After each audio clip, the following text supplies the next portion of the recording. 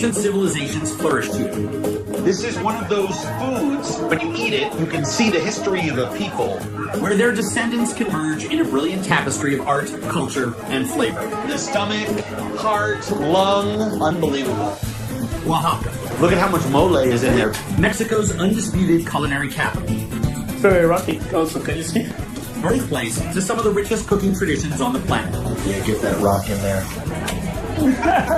I'm Andrew Zimmern, and this is Bizarre Foods.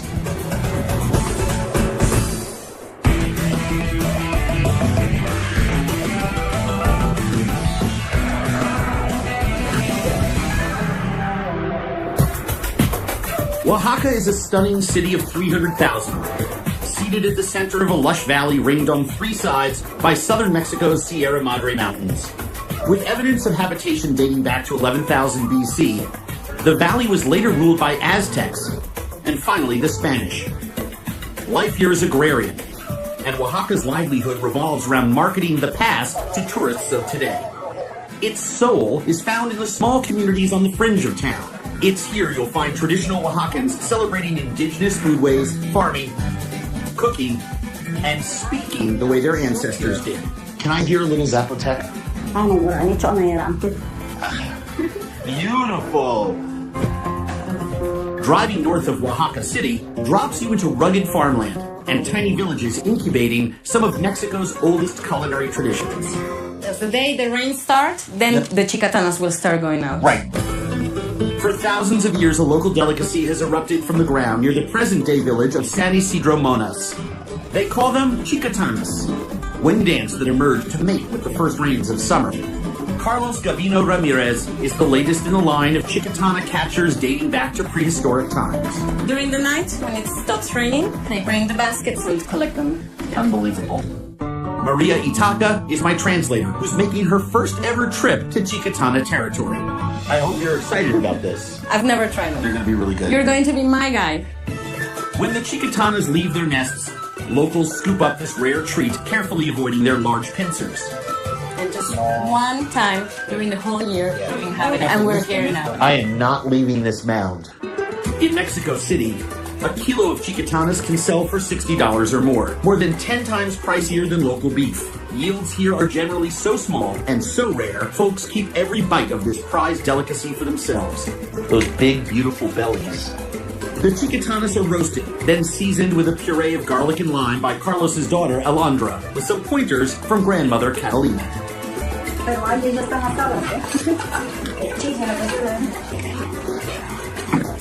Catalina's eyes are like watching every single move. Sí, ella está supervisando cada movimiento.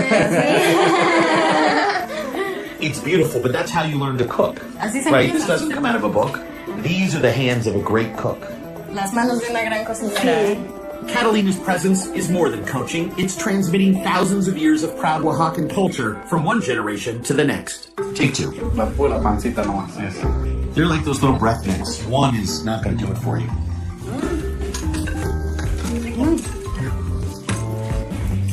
She hates them. No, I don't. No, I love them. It's very unique. I've never tried something like that. Spoiled pork fat on the inside. Mm-hmm. But then it goes away. It turns sweet and toasty.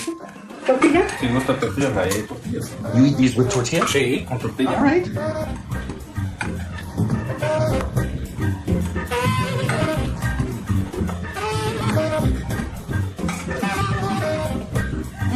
The lime and the garlic kind of brings out the pininess and the spiciness.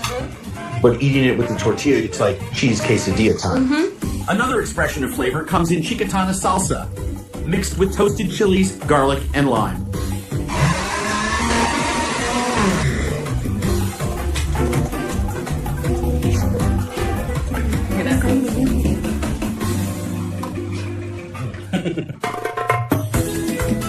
So I want you to try chicatana on chicatana salsa. It's amazing. Mm-hmm. The chicatana experience in season is priceless. But this bowl of black beans was twice as sublime. Oh my gosh. Slender beans like these are ubiquitous in Oaxacan cooking.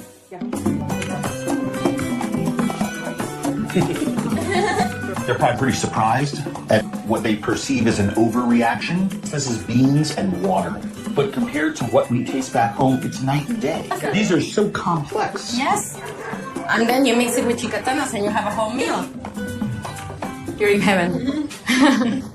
The trail north of town is filled with families maintaining the tastes of classic Oaxacan foodways. Chef Pilar Cabrera of Oaxaca's La Olla restaurant wants to show me where she gets the classic Oaxacan cheese she needs for her recipes. So how many cheesemakers are there in this part of the town? People said that many years ago everybody stopped here for cheese. Now it's few. Pilar has been buying cheese in the tiny town of Reyes Etla all of her life. It's a community renowned for their quesillo, traditional Oaxacan string cheese used in hundreds of typical dishes. 40% of the people who live here producing cheese. Produce it. But it's all done by small little groups and families all coming together. For cheesemakers Francisco Pinelo and his wife Sylvia, world-class quesillo begins with world-class milk. This is just rennet taken right out of the cow's stomach. Yeah. The rennet gets the coagulation started. You don't need much. I mean, this is how it's been done for thousands of years. 20 minutes later, and the solid curd can be separated from the liquid whey. Sylvia's arm is the preferred cheese cutting mechanism as far as I'm concerned. Cut and drained, the quesillo mixture is set aside for a day to thicken and accentuate flavor. Then, boiling water is added. Look at it starting to melt. The softened cheese is stretched into long, ropey strands. It looks like that giant worm from Dune. So she keeps winding it until it gets to the thickness where she is comfortable making her loops. Yeah. It's those loops, tightly wound and wrapped, that give quesillo the signature round shape. A day's work will produce nearly 40 kilos of quesillo, sold by Sylvia in Etla's municipal market. As if things couldn't get any better at all, Sylvia's friend is making some homemade tortilla. Sylvia's sister-in-law, Rocio, makes handmade tarts out of masa and fills them with homemade salsa and a thick schmear of asiento, rendered pork lard. They're called memelas. I'm going to go out on a wild limb here that Rocio's salsa is pretty awesome. You know what this is with the pork fat drizzled in there? It's insane. You could eat this in front of the TV watching football all day long. Hundreds of these. More familiar to outsiders are traditional tortillas pressed and used to make Oaxacan-style quesadillas, spiked with epazote and flor de calabaza, flowers from the native squash plant. That was delicious. This with the epazote, amazing, amazing. I like it even more. Please tell Sylvia, this is something that I'm sure is very common for her. But for me, this is such a special experience. I can't thank you enough for sharing this. Oaxacan cheesemaking can be traced to the Spanish conquest when Europeans first introduced cattle to Oaxaca's Central Valley. This practice predates the Spanish arrival by several thousand years. Oh, look at this. Here we go. Meet the man preserving a vanishing culture, one scalding rock at a time. That was a good rock. That may be a one rock goal.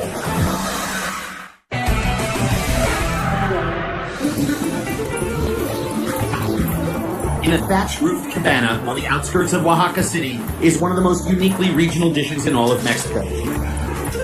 Hello? How are you doing? This little roadside restaurant in Santa Maria del Tule is named after its signature item, caldo de piedra, stone soup. That is a nice head. Best part is yet to come, eh? It's a few raw ingredients, herbs, vegetables, fish, flash cooked with a superheated rock in a dried gourd. For owner Cesar Capuchin, it's about preserving a dead art form that dates back thousands of years. Nunca han sido comercializado esto antes It has porque never been commercialized before. yo soy parte de esa cultura. So, well, now they open to the public, Right. so you let everyone try this. Food that comes from ancient traditions that are being lost are very important to share with each other before they're gone forever. Caldo de Piedra traces its origins to the Papaloapan River in the north of Oaxaca State.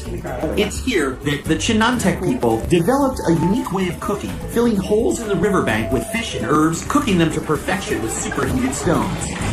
You think it's hard? No es para nosotros negocio, sino que es cultura, es el respeto, es el cariño, es todo, ¿sí? Yes, this is not about making business. It's about sharing cultures, respect, love.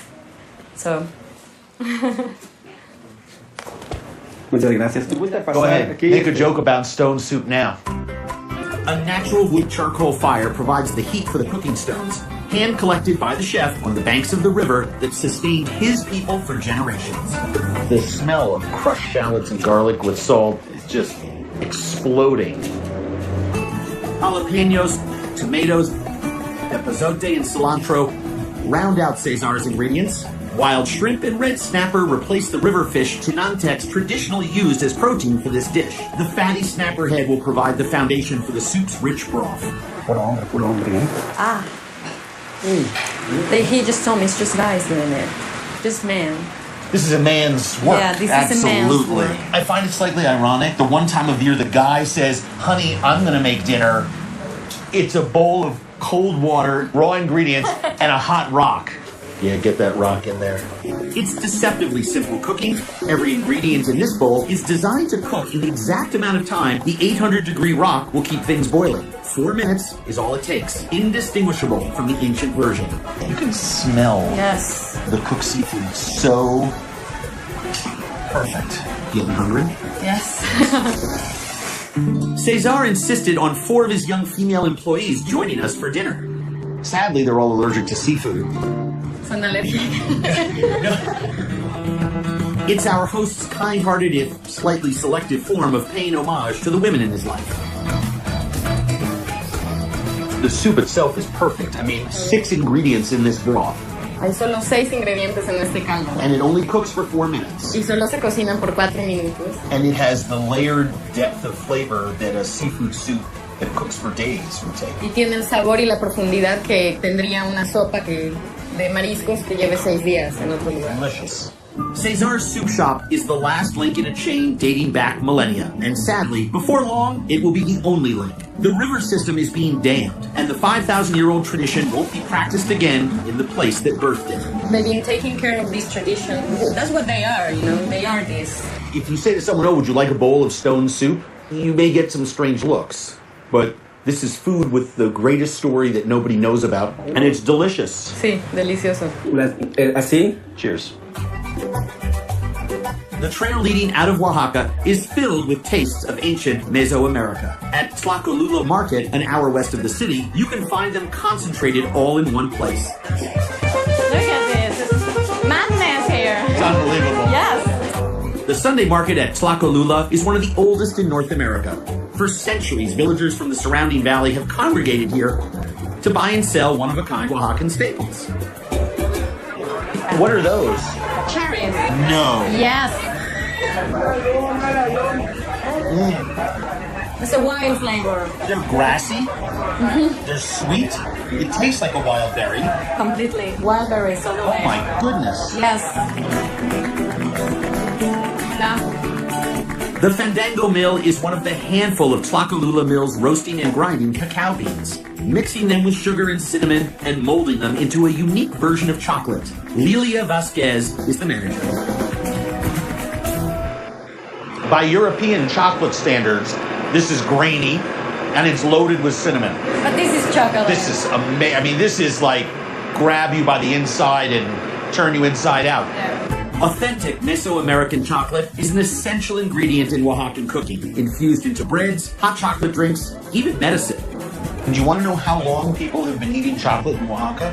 ¿Sabe por cuánto tiempo han estado comiendo chocolate la gente aquí? Thousands of years. Yes. Do you know how long they've been eating chocolate in Europe? A couple hundred. Couple hundred, yeah. 500. End of argument. Chocolate is just one ancient tradition thriving in Tlacolula's bustling market. A grainy bowl of tejate is another. This is one of those foods, when you eat it, you can see the history of a people.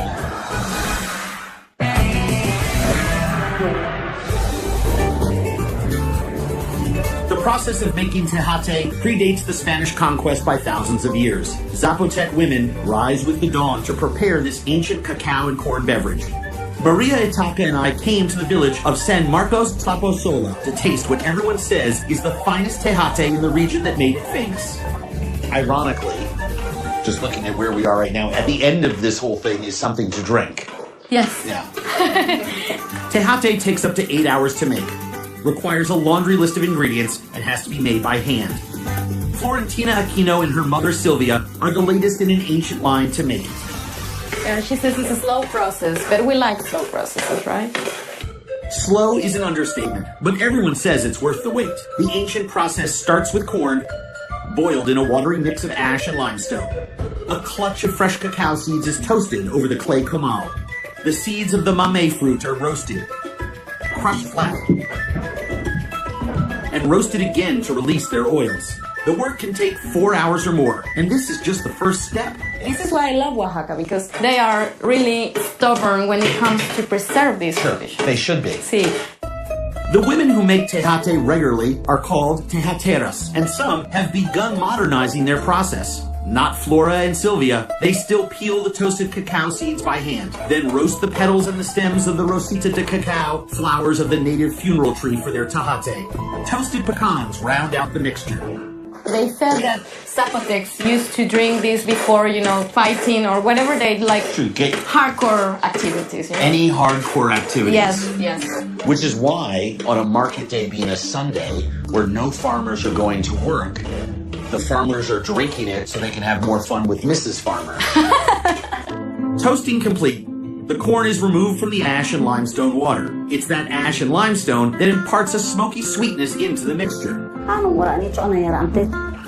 Equally sweet is catching mother and daughter conversing in their mother tongue, Zapotec. The languages of the first peoples around the world are so insanely beautiful. Yes, they are. Yes, this It's is a pure beautiful Zapotec. language. Thank you very much. To finish making such a large batch of tejate, we need to put some of the ingredients through a grinder, a short walk to the village mill, and the one spark of modernity sneaking into this time-honored process. Sylvia and Flora bring their mixture here each morning, efficiently grinding the cacao and mamey mixture to a thick round paste. Then, the ash and limestone-infused corn. This is old school all the way. Yeah. I could just smell this all day long.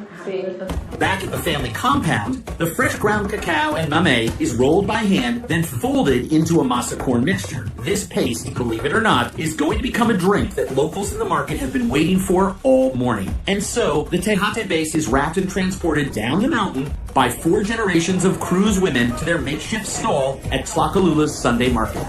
So then they mix it with ice water. Yes, it has to be very cold water in order to preserve the texture and the taste. Carefully mixed with purified water, the paste liquefies and takes on tejate's traditional dishwatery hue. That grainy white foam is the sign of properly cooked tejate and a signal to the gathered mass of customers, young and old, that this cold, refreshing tejate is ready to serve. Delicious. Fantastic. It's like a whole meal, really. Well, the foam is the sign of quality. Yes. It has an element to it almost like chocolate milk, but Yeah, it's better. Yes, it's very flavorful. It Yeah. has different layers of flavor, different It's textures. really, really Very awesome. rich. Yes, she says it's the beverage of our ancestors. Yes. This is so beautiful. So beautiful. It's a great connection to your culture. Tlacolula's market is filled with reminders of Oaxaca's roots. Navigating the market's primeval meat section reveals more tastes you won't find back in the city. Oh my God. Oh my God. These beef organs were butchered and left to dry 48 hours in the sun. This is the really old stuff. Yes. Do you have any corazon? See? Unsalted, unsmoked, just air and time. It's a style of meat preservation practiced here for centuries, with the gamier cuts preferred by customers craving an extra layer of nuanced flavor. We're taking some of the aged intestines, a bit of fresh tasajo, and a thin slice of 2-day-old air-dried beef heart. And how long should I cook it for? ¿Durante cuánto tiempo lo tenemos que cocinar? Ahorita. Pero 5 minutos. 5. When it turns yellow, When then it turns yellow. Communal grilling allows each customer to cook their meat the way they like it, with a battalion of ladies hovering to make sure the big gringo cooks it the way they want him to. Everyone's looking out for us. oh yes, they're spoiling. Yes, ooh, the heart's ready. Lunch comes with fresh tortillas, charred scallions, and roasted chilies, courtesy of our gracious hosts. Gracias. The intestine is charred, milky perfection. The beef heart is akin to eating dried fermented jerky. I'm just gonna eat it plain because I want to Yeah, I want taste to how try funky it is. Yes, I want to know as well. A little gamey. Yeah. reminds me a bit like chicharrón. It's very beefy, but you can taste that little bit of age spoiled Yeah, you do. cheesiness. Exactly, it's cheesiness, yeah. It's great. Wow. I've broken hearts, but not eaten.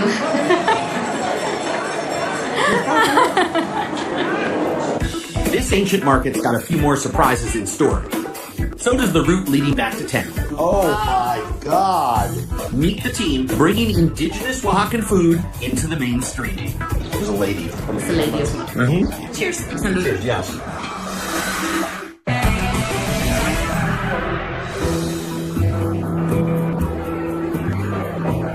Every Sunday, the communities of Oaxaca's Central Valley converge on Tlacolula Market in one of the richest collections of Oaxacan food and commerce on the planet. I smell chicken on the wind. Hold on 1 second. That way, okay. Beyond a sea of live poultry and turkey vendors, there's a vendor selling spit-roasted chicken marinated in butter and a Oaxacan medley of achiote, oregano, and cinnamon. They are served in halves or quarters with tortillas and mashed black beans. You help yourself to the vegetable pickles and salsas at the tables in this teeny street-side restaurant. It is amazing to me. It is. It's such fantastic product. And I'm not trying to be graphic, but those birds were alive this morning. The freshness, they never saw a refrigerator. Also very interesting. Do you know the American music group Captain and Tennille? A lot of people wondered where the captain went, and he's right here. Oaxaca's vibrant markets are a direct reflection of the rich farmland that sustained them for generation after generation. In a small factory on the outskirts of the city, that same farmland is providing the basis for a new Oaxacan industry. Oh, yeah. Oh, my God. That's a lot of chapulines. Chapulines are grasshoppers, grown wild on local alfalfa, boiled and roasted for human consumption. Essentially, it's a wild food. Folks in Oaxaca have been harvesting them for centuries. The Inalim company wants to take them global. The size between these grasshoppers will tell you whether they are male or female. The male is the slim one, and the bigger one is the female. There's a lady. It's a lady as well. Cheers. Salud. Cheers, yes. Incoming grasshoppers are immediately tested for color, aroma, and any contaminants that could ruin a good batch. It's also an opportunity to sample one of my favorite foods at the peak of freshness. How can you taste this and not love the combination of mushroom, lime, native grasses? It's just an incredible combination of flavor in this tiny little food. Inalim partners Hugo Sandoval and Roberto Perez are exploring ways to harness this classic Oaxacan flavor and export it around the world. Their business supports 70 full-time employees and a local network of farmers and ranchers supplying fresh chilies, vegetables, and of course, grasshoppers. It's been a whole process, to refine every step to decide when is the best season to catch them, when are they growing. They've been studying this art for 10 years. Amazing. After further testing for water weight and protein content, 20, we just passed 20. No idea why that's even important, but I just wanted to note that. approved grasshoppers are sent to the production floor for cleaning, disinfecting, and seasoning. So washed in the chili water, obviously the chili has antiseptic properties and helps clean them as well, but it also brines them essentially in that chili water, so then when they're toasted, they take on a little bit of heat as well. Yeah. It's a great idea. Yes. It's a great idea. It's a secret. It's the secret of the We're not going to tell anyone. The process may appear modern, but every technique here draws inspiration from centuries of Oaxacan chapulín tradition. They go to the little villages and they learn how the locals do it there, and then they kind of bring it here and try to mix these two processes between the industrial and the homemade process. So there's an anthropological component to this. Totalmente, yes, sí. The chili-infused grasshoppers are dried with salt and lime, dehydrated, and sifted to separate the spindly legs from whole bodies. It's those legs that form the base for inalim salsas. The rest of the insect is reserved for a higher purpose. It's so good warm. Yes. I mean, Fresh. I love that it's all made in small batches. Whole grasshoppers, baked 2 hours at 250 degrees tossed in a canola-fried mixture of house-sliced garlic and chili de arbol, topped with peanuts. This Chapulín trail mix is Inaline's paramount invention. If you go in the market into these typical little restaurants, you will find this snack. That's the star. The chili and the peanuts and everything, it just works so beautifully. Yeah, the whole combination is like a marriage made in heaven, eh? To date, Hugo and Roberto have created over 50 unique products showcasing the authentic flavor of Oaxaca. They're now turning their attention to expanding markets in Europe and the United States. Taste of Oaxaca in a can. The future, being written by young entrepreneurs like Hugo and Roberto, is irrefutably tied to the proud institutions enduring in Oaxaca's rich markets. It's like the world's largest fava bean. What Oaxaca's greatest chef does with those institutions is nothing short of spectacular. This is Oaxacan grandmother food. Yeah, bumped up a notch or two.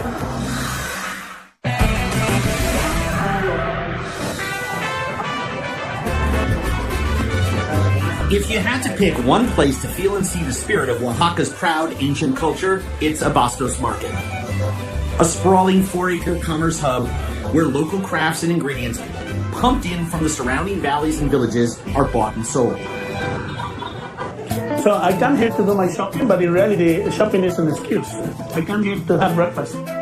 Alejandro Ruiz is Oaxaca's chef laureate, credited with bringing Oaxacan cuisine to the forefront of Mexico's culinary consciousness.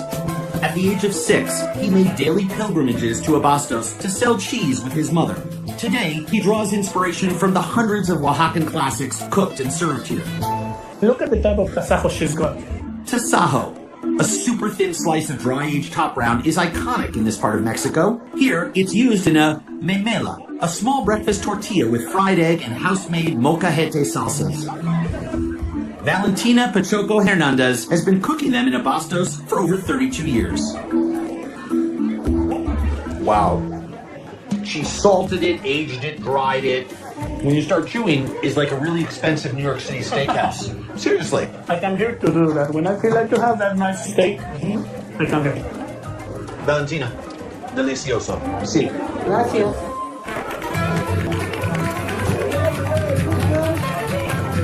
There's a barbecue, goat barbecue. If you want to try a taco, then Oaxacan style. Oaxacan You want to try a bite? in a taco. Jefe, ¿cómo está? This is borrego de chivo, goat slow roasted in a broth of cabbage and cilantro, trucked in daily from the southern village of Ocotlan.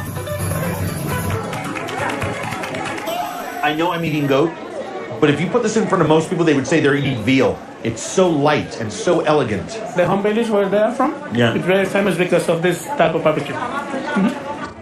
Most prevalent are the staples that sustain this culture for millennia. Corn, cacao beans, black beans, chilies, and a few culinary artifacts any traveler would recognize. It's bumpy, it's bruised, it's mealy, it's got too many seeds. It's got too many seeds, yes. There's everything in the world is wrong with this tomato, except that intense flavor Right, at the end. right. This is what tomatoes used to look like thousands of years before man screwed it up. Down one narrow alley, vendors proudly display whatever produce their small subsistence gardens give up. In Oaxaca, we have a concept in food for criollo. Means locally grown, Right. full of flavor, maybe not perfect, but tasty. Criollo takes all forms in this colorful corner of the market. All these vegetables and fruits are undiluted ancient strains and species, like a seasonal varietal of avocado that Alejandro says you can eat, skin and all. Oh my God, you're right. The skin is very soft like a peach. More surprising was the giant legume lurking behind those avocados. It's very erotic also, can you see? It is very erotic. This funky dinophallus is known locally as guajiniquil. Locals grow these massive legume trees for shade, food, timber, and medicine. Widespread throughout Central and South America, they are also known as ice cream beans. It's like the world's largest fava bean. Yeah, you eat the white. You eat the white part. Yes. Only the white. It's cotton candy. It's spun sugar. Yep. I mean, come on, that's ridiculous. For me, it's something unique. I saw this once on a Star Trek episode, Yes. and thousands of these took over the planet. But Kirk and Spock destroyed it. In a market with little to no refrigeration, produce arrives fresh and sells quickly. Meat is often salted or sliced thin and left to dry over the course of the day. The darkened meats are the ones aged the longest. The best spot to sample is the market's ahumaderos, or smoking area. In here, So, there's yeah. what local Oaxacan people come Yeah. for lunch. You can buy pipes Yep. or chorizo, Yep. and you buy whatever you want, and then you grill it here. Picking your desired aged pieces of intestine, chorizo, and thin sliced tasajo, grilling to perfection all by yourself, with charred onions and fresh chili de agua, also sold here. The fat is still on the intestine. That gets charred and perfect. They're the first steps in making taco placero, a traditional lunch composed of items bought and cooked entirely in the market. The cook it yourself thing is great. So forget about restaurants, right? Right. Restaurants like the best. But we have to compete with this food, you know? Right. That's why we have to be flavorful. To go with our meat, fresh tortillas, avocados, radishes, local herbs, and thick Oaxacan string cheese. Straight ahead. Let's go to the end. Buenos dias. I'll tell you something. Yeah. This whole style, I may never leave here. This is what I live with. Wow. The tasajo is more dry-aged perfection. The chorizo is a perfectly coarse blend of spice and pork fat. The intestine is what's truly special. Very crispy, very charry. But they clean the intestine, they salt them, and they dry them. But the result is a piece of meat. It's the best bite on the animal, right? When it's done like this. Yeah. If you don't eat things like this, you're missing pleasure. Oh my God! I think you're as happy here as you are doing the much more complex restaurant food that you're famous for. I live on that, and Yeah. this is my life. Abastos is filled with stunning tastes of Oaxaca's culinary heritage. Wow. Look at how much mole is in there. Beautiful. Seeing that heritage translated in the hands of the city's finest chef is magical. And then the taste is so sweet and meaty.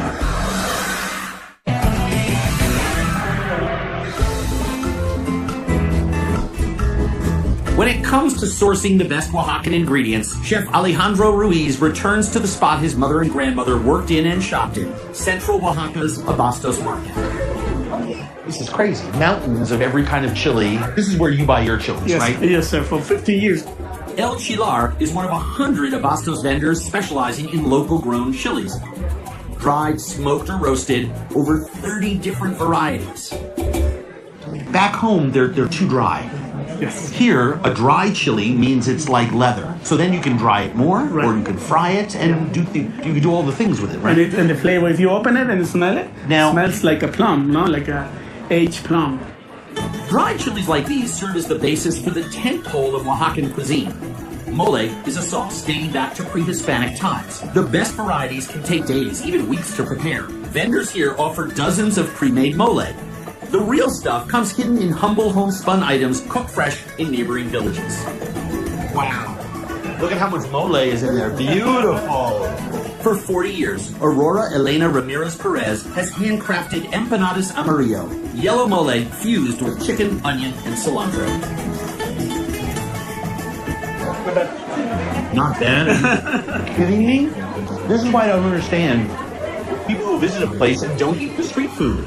She's made 30 of these this morning and brought them here to sell today. And when they're gone, they're gone. Yes. And that's her business.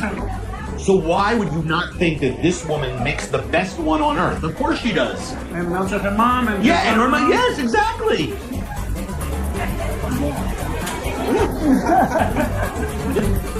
Chef Ruiz is drawn to the Abastos community of proud growers and vendors, holding fast to the flavors of their ancestors. Casa Oaxaca is where Alejandro's passion for local food inspires him to create some of Mexico's most imaginative cooking. When I started doing these kind of things, I was not going to say, now I have the best black mole, the best tamales. My only chance was to develop Oaxacan kitchen level. Gotta be unique. Yes. Chef Alejandro's cooking has earned him praise as one of Mexico's greatest chefs. A blend of black bean paste, baby chapalinas, and casillo cheese wrapped in hoja santa leaves is his humorous take on what he calls Oaxacan-style tacos. What do you think? It's perfect. I'm giving my Oaxacan people the same ingredients the same flavor but presented in a different way. Alejandro runs 3 award-winning restaurants here in Oaxaca, plus an outpost in Mexico City. He remains committed to using only local ingredients and reinterpreting classic Oaxacan dishes, like that yellow mole we tasted in the market, in brilliant new ways. Everyone is intimidated by mole because they think to themselves, oh, that's the food that has 400 ingredients. Yeah. But sometimes it can have 5. I can give you a recipe of mole made out of 6 ingredients. This one. It begins with 2 varieties of chilies, sun-dried, roasted, and boiled 5 times to amplify the flavor and mitigate the spiciness. We don't use the chili only because of the spiciness. We use it because of the flavor. The chilies are matched with garlic, roasted peppercorns, allspice, and an iconic local mint called pitillona. And when I was a kid, my mom, she was making tortillas and she would put pitillona in there, and that was my lunch. So I still try to incorporate them into this traditional food, no? The magic is in the rabbit broth, serving as Alejandro's mole base. The aroma on this is so herbal. It's a pitillona. And then the taste is so sweet and meaty. It's gorgeous contrast, and it's just broth. Yeah, it's a broth. Don't say it like anyone can go out and do it. This comes from many years of talent, chef.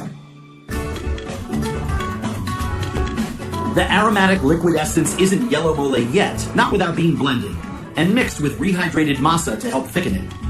If not, we still can pass it through a strainer, Yeah. which I will get. Of course, because I'm not doing quite good at the job.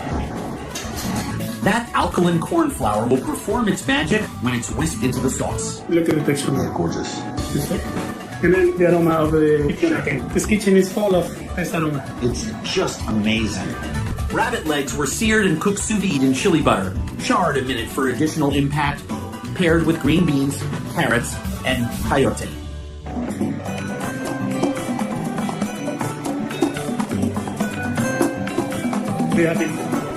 Every element shines, taking nothing away from the incredibly beautiful rabbit. It's about the mole. The flavor of that mole is so deep and so complex. It defines the dish. Alejandro's cooking is writing the next chapter in thousands of generations of Oaxacan culinary tradition. It's painful, I think, sometimes for people to taste food like this and know that there's only one place to get it. This is Oaxacan food. This is Mexican food here. Alejandro, Aurora, Sylvia, Catalina, Cesar, Florentina, and her mother. The story of Oaxaca's food is best told in the hands of the people making it. It's those hands that transmit a culture, recreating tastes and traditions of 1,000 generations before, pushing those traditions towards a brighter future, creating food and stories and hospitality the ancients wouldn't just recognize, they'd relish. So just remember, the next time you're in Oaxaca, if it looks good, eat it.